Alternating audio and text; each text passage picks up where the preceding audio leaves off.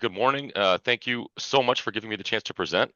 Pretty exciting to be chatting with each of you and sharing some of the work that we've got going on out here on the West Coast.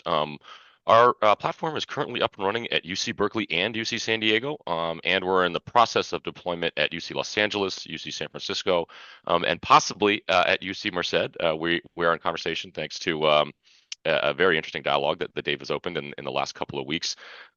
So I know you have a packed schedule and a busy day. I'm going to go ahead and jump right in. But if anybody has any questions during this presentation, please just go ahead and interrupt me. You can either raise your hand in Zoom or just go ahead and shout your question into the mic there in person, and I'll be happy to stop and answer any questions that folks have.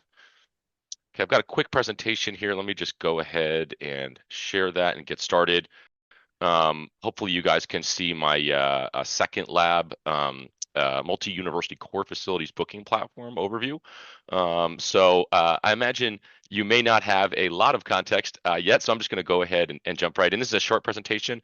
It only lasts about 10 or 15 minutes, and then we'll have a chance for Q&A before your next presenter.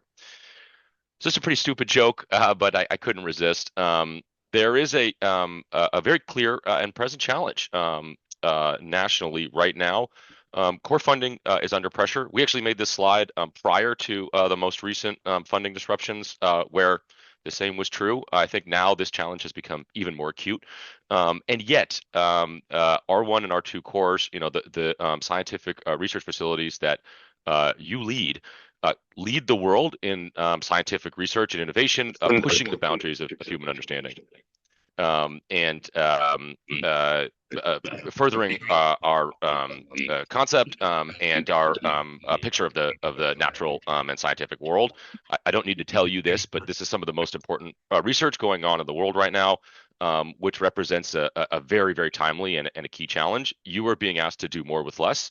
This trend has been intensifying for years, but in the last couple of months, it, of course, has gotten a lot more acute.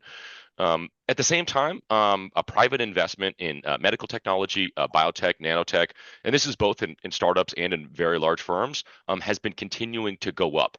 And I'm sure, as you're aware of the sort of unfolding situation, you've seen this increasing bottleneck in both material facilities, but I think most importantly in expertise. There is just a growing demand for scientific expertise to assist in the research and development process across companies nationwide. And while companies do consider the possibility of doing some of this work themselves, and occasionally they do, building some of this capacity in-house is very problematic, expensive, and leaves these companies struggling for personnel, I think, sort of most importantly. I'm sure you can see where I'm going with all this. There is a relatively straightforward solution to this challenge. And of course, that's an intuitive platform that matches services, facilities, and external demand at scale, allowing experts like you, folks running core facilities and other types of lab resources at leading R1 and R2 universities to partner directly with external customers and work for private sector research and development teams in what we call routine capacity. So the sort of core argument here is that if you have excess availability, machine downtime, hours of the day, even weekends or nights when your equipment, your team is not working on internal requirements, which of course always take priority. Second Lab makes it really easy to find, contract, and partner with external users who are happy to pay for this stuff. And of course, that platform that we've built dramatically simplifies the search, booking, authorization, and payment process. So it takes all that paperwork off of your plate. Now, we know that the vast majority of core facilities nationwide do some work with external partners, but traditionally this process has been fragmented across the university. So at a school like UC Berkeley, where we're now up and running in 18 labs and shortly to be rolled out across the entire school, there are 6,600 different instruments, services, lab facilities that external users can engage with. The challenge, of course, is that each of those labs has a different process for discovering what services are available, for setting up those contracts, for building those partnerships, and booking and paying for those resources. Once Second Lab is deployed across campus, all of that is going to be simplified down to a single process. This is a actual screenshot of our system. This is not a sort of a mock-up or a theoretical demo. And as you can see here, there's no surprises. It's basically what you'd expect, right? A modern, super intuitive web platform that frankly looks a lot like Airbnb or Turo, these other service platforms that you may have seen in the past. The idea there is that we give lab directors and faculty directors the ability to create and manage any listing that might be relevant for their facility and the work that they do and the work that their industry partners would be interested in. You can rent a machine so that external scientists can come in and use that machine for a couple hours. You can create a service listing. As you see here, these are actual service listings at the Pines NMR Center at UC Berkeley. And all of these service and equipment listings are made super available to external partners, so they can see exactly what's going on. They can learn more about your lab or your capabilities, and with a couple of clicks, they can book and begin working directly with your lab. So a couple of quick points here. For external users, Second Lab unlocks discovery. So traditionally, it may have been a multi-click or a multi-step process for an external user to find the NMR facility on a well-known research campus and then figure out what services or instruments might be available. And a lot of those services and instruments were not exposed to any type of a global search function. So folks had to go university by university, find the NMR lab, and then find the page where those types of services or instruments might be listed. With Second Lab, of course, we have this intelligent global search function, so an external user can come to secondlab.com or they can come to your dedicated university page in the system and instantly search by discipline, by machine, by function, or by lab, and see quick and comprehensive lists of everything available on campus. And then, of course, it's a couple of clicks to begin communicating directly with you. Now, if you've used other service aggregation platforms like scientist.com or Science Exchange in the past, you may be familiar with their outdated business model where you don't know the identity of the external user and the external user doesn't know your identity. That is not how Second Lab works, right? So with Second Lab, you both know exactly who your counterparty is. So an external user, when they come on and they start looking for services and maybe they find the NMR Center at Berkeley, they know that they're working with Berkeley. They know who they're working with in that NMR Center. And as they find those services, they can begin messaging that lab directly.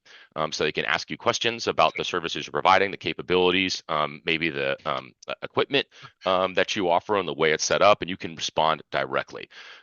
Once you've established that there's a good match for the work, the external customer will create a work request, right? And that's basically a quote that the system automatically generates.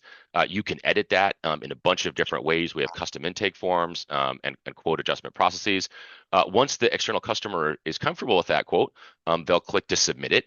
And at that point, they are carried to a contracting system where they are actually request that they sign the university contract that will allow them to work with any core lab on campus. So they will go ahead and sign that contract. Then you as a lab director have a chance to approve that request. If that request is approved, that contract will be submitted to your university's contract approval team for processing. Once that process is completed, that external user can pay by credit card. They can begin submitting samples, or they can come into your lab directly, depending on the relationship that you've set up, and work can begin right away. Work is paid up front in the vast majority of cases, as I mentioned, which is different than the way this works today. In a lot of cases, that actually works better for the companies, and it definitely works better for the labs. And in cases where work does need to be paid in arrears, Second Lab does the work of following up with those external businesses, collecting all those payments and making sure those are submitted in a timely way. I can say that the end-to-end approval process, from the time a customer discovers your facility, begins communicating with you, creates a request, you approve, the customer signs a university contract, and the university approves, we generally are able to conduct that entire back and forth process in a day or two. Our fastest ever at UC Berkeley was a 4-hour end-to-end turnaround. And we are shooting for those types of targets, which in some schools represent a pretty dramatic acceleration of that process. Of course, that is enormously beneficial to the external users. In some cases, it can take weeks, sometimes even months to get a contract approved at major research universities. And of course, it's because these schools are busy. And previously, there was not a streamlining system like Second Lab.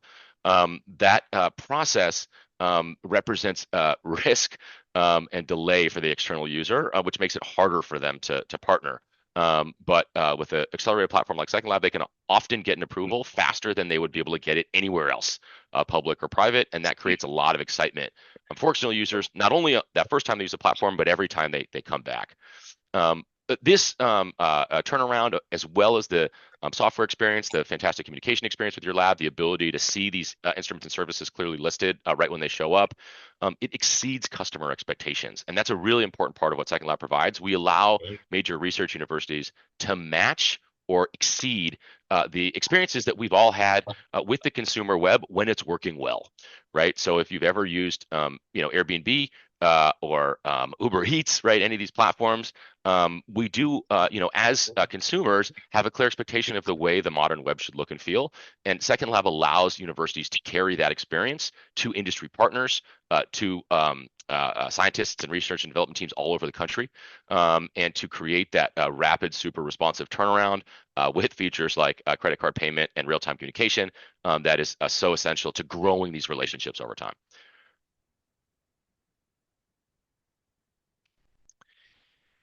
For core facilities, of course, one of the big values we provide is we'll actually supercharge networking. We do a lot of outreach and engagement on behalf of our partner labs. So at UC Berkeley, we work closely with facility directors to understand what types of industry partners they would like to be working with more often. And then we go out to industry on their behalf and do a bunch of networking and outreach. And this is the sort of typical light touch outreach you would expect from a modern web company, as well as attending conferences, doing presentations, meeting folks, following up with folks who may already be on platform, using other facilities or potentially even working at other universities in different capacities. And we just make folks aware that services and expertise are available in new capacities as new labs come on board. And the exciting part there, of course, is that as these external companies become aware that universities are interested in partnering and are taking steps to make that process faster and less cumbersome, that is generating a lot of excitement in the market, right? I don't have to tell you this, but external partners trust the quality of your work. They love the fact that they can work with leading scientists at the top research universities in the world. The challenge, of course, has always been the paperwork, getting the contracts approved. And with a one-day turnaround and a sort of dramatically simplified approval process, it's generating a lot of excitement out there in the market. And we're starting to see a lot of that convert into partnerships at our partner schools. The other thing Second Lab does is, of course, we automate that processing for core facilities. Our assumption here is that lab directors, faculty directors nationwide would rather be doing cutting edge science, pushing the envelope of human understanding, than dealing with getting a contract signed or some sort of legalese buried deep in an agreement, or following up on payments, for a company that may be a little bit behind. So Second Lab, we take all of that off lab directors' plates and let folks refocus on science, which is what the vast majority of our partners would rather be doing. And then finally, for university leaders, as I mentioned, we do automate that payment process. We take care of all of that. And we allow credit cards right now at UC Berkeley and at UC San Diego if you want to pay for an external service or instrument time with a credit card. Second Lab is and will remain the only way to do so. And then, of course, we provide a lot of enhancements around digital security and compliance for these research universities. We have the ability on our platform to encrypt data on its way back to these external users, which is really important for a lot of these folks, right? We have the ability to encrypt these transactions as well as these communications across the entire process, which, if you're doing research that you regard as a proprietary or a trade secret, is pretty important. And then, of course, we open these revolutionary funding streams for major universities. And here I want to really double down on this point. we're not talking about a couple of $1,000s here or there, although that would be nice. We're talking about millions of dollars in new unrestricted revenue for these major research universities. And the reason is simple. Demand for the services, the instrument time, the discovery that can be unlocked by working with your facilities is enormous. And Second Lab allows universities to cut through a lot of the challenges that prevented folks from serving that demand in the first place. Now, we want to be sort of really clear here that external use can never and will never compromise internal use. Internal use always takes priority. That's the reason that these labs were built in the first place, right, to serve internal customers. But for that downtime, if you sort of extrapolate out and do any simple math, if you're running your machines nights and weekends, or at any point right now at which they're not being utilized, at any reasonable rate, these numbers quickly get pretty big. So the point here is that a lab director can scale up or down use of the Second Lab platform completely autonomously at any time and very easily. If you have a lot of downtime, you can scale up. If you don't have a lot of downtime because there's a lot of internal use, you can scale right back down. And wait until you might need more. Our goal at Second Lab is that you as lab director always have slightly more demand than you would like to serve, so you can afford to be selective. But you are always in control of exactly when you say yes to external research, or the timelines you set for those projects, and the expectations around sort of when that data will be given back. And you can sort of easily create, modify, freeze or delete these listings at any point, right? Equipments and services. You can also create, if you're interested, trainings or workshops. We have some labs that are even renting bench space through the platform. So we have a lot of flexibility about what you might want to provide there. And the whole idea here is that Second Lab is helping to connect universities, your labs, your capabilities with thousands of external users, right? These are external corporations, startups, community colleges, state schools in many cases where there's a pressing demand for this need, other regional labs, institutes, all kinds of research teams. And the whole idea is that we're helping universities supercharge and invest in their innovation ecosystem. A couple more quick slides here, and then we'll break for questions. As I mentioned, new external users can get set up and running on Second Lab end to end in a day. And that is the turnaround time that we're shooting for. And we're generally able to hit that 24-hour turnaround. Occasionally, there'll be questions or a challenge with the contract, and that would delay the turnaround for a few days. But we have never had a approved customer take longer than 6 days to work through the system, provided they're able to agree to the university's standardized terms of use, which all of them have been able to, right? Again, a contract with the university at Second Lab provides an external user with access to every core facility or lab on that university, right? It's a single sort of very powerful agreement, and that creates a lot of leverage for the university to say, right, look, if you sign these terms, you're going to be able to work with 20 or 40 or 85 labs on campus with a couple of clicks, and that contract will automatically renew every year, or we will re-sign it with you every 2 years, giving you a one-stop shop for lots and lots of work going on campus. That's it. Appreciate your time. I know I talked a little bit longer than I'd hoped to, but we still have a couple of minutes for questions.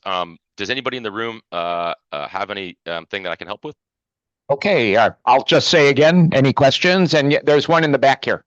Hi, Evgeny Kovregin, University of Notre Dame. I apologize, I missed the beginning of your talk. Maybe you covered that. But basically, my university we tried once to join a third-party platform for this sort of distributed sourcing of clients. And the university's legal department had a flat no to this. And basically explanation was this, that we are a non-profit institution, and if anything looks like we are making profit, they may lose their non-profit status. And then it's enormous amount of money. So we were just told no, and I wonder have you seen anything like this? And if there were cases, how people deal with this? Maybe there is a way around that. There is 100% a way around that. We ran into exactly that same challenge in early days at UC Berkeley. But to be clear, Second Lab was not our idea. We are very, very experienced software and university business professionals. But the idea for Second Lab in some form has been knocking around major research universities for some time. And as we worked through this idea with UC Berkeley, this question came up a few times. Uh, the sort of core operating principle is that university labs are allowed to work with external customers, and that is written into pretty much every university policy. The important part of that work is never supposed to eclipse internal work. And to your point, it's not intended to generate a profit. It's just generated to backfill expenses or other needs that the university may have created. Now, the timing here has created an opportunity, right? As research funding is being slashed, that's opening up a lot of deficits, right? So a platform like Second Lab doesn't actually create profit for the university. It just helps to backfill those deficits and get the university back to a neutral operating budget. In our contract with Berkeley, there is a clause, a very specific clause that says Second Lab can never generate a profit at UC Berkeley. And if it ever looks like Second Lab could be jeopardizing UC Berkeley's nonprofit status, UC Berkeley will have to act immediately and accordingly. And of course, we were happy to insert that clause and sign that. And that gave both their legal and their risk team a lot of comfort. And of course, their legal team saw the acute need, right, based on what was going on prior to January and especially now after these funding changes. There's another key difference I should mention about Second Lab, which makes universities very happy. The only service and instrument providers on the Second Lab platform are major research universities. You cannot be a private lab and set up an NMR facility on Second Lab. You must be a major R1 or R2 school that receives federal funding. And that creates a level playing field across the entire platform. That combined with our careful attention to exactly the question you'd raised made the entire UC system comfortable with the platform. And the fact that this is now up and running at UC Berkeley and UC San Diego should also give your legal team a lot of comfort. Of course, those schools have this exact same concern. They worked through this process with us carefully and finally decided at the end that this did not represent a risk to their nonprofit status. So reopening this conversation now with this example of how this can work in practice might be a much different conversation. Thank you. More questions? Hi, following up on that a little bit, universities have all sorts of businesses like bookstores and restaurants where maybe they say they file a tax return and call the revenue from that unrelated business income and pay income tax. So are these services considered unrelated business income? That's a university decision, but our assumption is that many universities will make that decision. Yeah, but that's up to the university and the way they would like to, and it is also based on how their recharge model works. But right now, Second Lab, we are bringing in external revenue from external partners. So if the universities decide to classify it that way, they would pay taxes in exactly the same format. I have a question about the contracts. So I guess you've worked mostly with similar universities. In my university, it seems like every time I bring a new corporation in, it's a whole nother process. And so I'm wondering, is this contract streamlined around Second Lab so that each company that comes in is basically dealing with the same contract? Or is each company that comes in a new contract? It's a great question. So the answer is a little bit of both. There's a contract template that Second Lab will set with your university's legal team. So whoever at your university is currently signing agreements for external companies to come in and work on campus, as I imagine that is probably happening sometimes, we would engage with that person. We have a contract template. Some of those contract templates are a three-party agreement between Second Lab, the external user, and the university, and some are just a two-party agreement between the external user and the university. Second Lab's actually not party to many of those contracts, and that's a university-level decision. But that is a contract template. Each external user will sign that contract template one time for your university, but that's where I was sort of highlighting the speed and acceleration of the Second Lab platform. That template, it's written with favorable terms for those external businesses. Obviously, it protects the important needs of the university and their important concerns, but it's written in such a way that it's attractive for external businesses.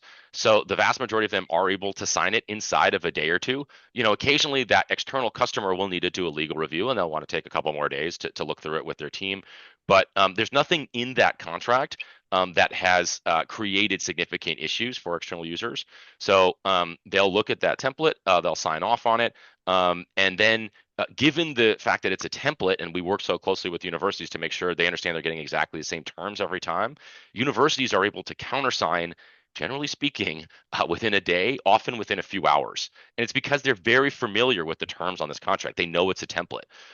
They've read it before. They understand all the different legal points. And once they see it coming in on Second Lab, they know that that external user has already been approved by you, a highly qualified expert in your field. You've said, look, this is a real company. I'd like to do work with these folks. They see that it's a contract template that they've signed before, and they're able to quickly sign to exactly the same terms of service and legalese that they've agreed to in the past. So just if the university, they just worry about when the external user come here, they use the machine, some bad thing happened, like some damage stuff. Is there any insurance will be included to take care about that? Great question. Also, yeah, and also another, when those external users, they send a sample layer, probably have some privacy things. The university always worry about some responsibilities. So do we set up some things free from the responsibility for any troubles in future? So that we will make the people make decision quicker. They always worry about that.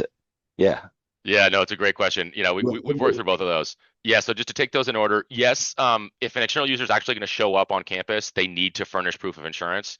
And there are some specific requirements around that. Many businesses, in fact, the vast majority of legitimate businesses have that already. So they're just able to upload that proof during the sign-up process. It takes a couple of minutes. But if they don't have insurance, those folks are going to have to go out and get it before they show up on campus. There are a few indemnification clauses in the agreement as well that does protect the university from liability. But if a machine breaks, just through sort of routine use, generally speaking, a lab has a process to fix that.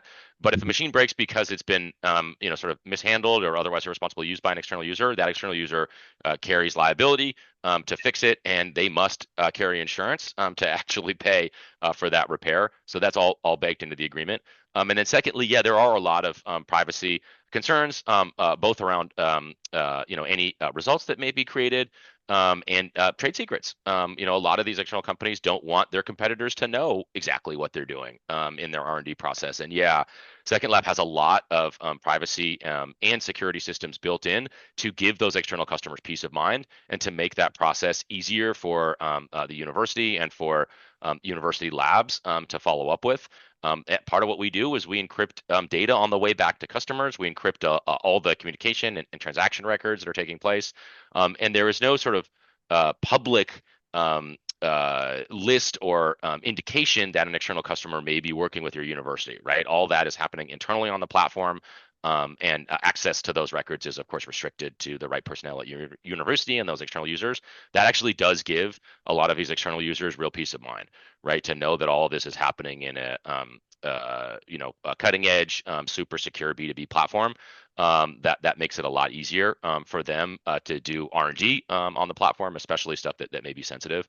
So yeah, we've done a lot of work to invest in those systems, and those are details we would work out with your university during onboarding. So finally, I'll just say, if folks are interested in setting up Second Lab, or even just having a conversation to learn more about the system, I'm Aaron. I'm one of the co-founders. I'm happy to chat. My email is Aaron, AARON, at secondlab.com. Of course, you can just visit our website, secondlab.com, take a look, and we have contact forms there as well. So we'd be happy to follow up, and I'm sure Dave would be happy to pass along my contact information there as well.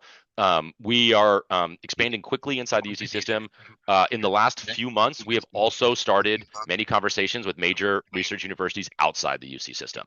And so this is it's a sort of a brand new but quickly developing initiative that is now available to R1 and R2 schools across the US. We are not doing any work outside of the United States, and it will probably be some time until we do. But for now, if you are a R1 or R2 university lab and you'd like to learn more, please just reach out. We're happy to set up a conversation, and if there's a fit, we're happy to carry on that conversation to the right folks on your university approval team. Thanks a lot. Really appreciate the chance to present, and I look forward to any conversations that this conversation may spark. Hey, well, thank you, Aaron, for a very interesting talk. And yeah, this is something that's developing within UC, and they've been by UC Merced